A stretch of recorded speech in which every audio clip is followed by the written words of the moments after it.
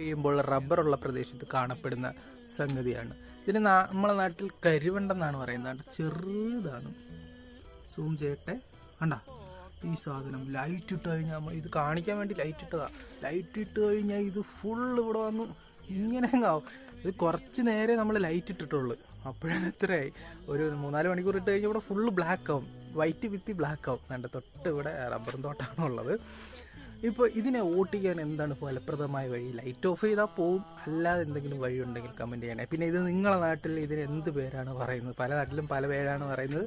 നമ്മളെ നാട്ടിൽ കരിവണ്ടെന്നാണ് ഇതിന് പറയപ്പെടുന്ന പേര്. കണ്ട ചെറുത് ചെറുത് ചെറുത് ചെറിയതാണ്. കണ്ട റബ്ബറുള്ള നാട്ടിൽ ഇത് പുത്തരിയല്ല.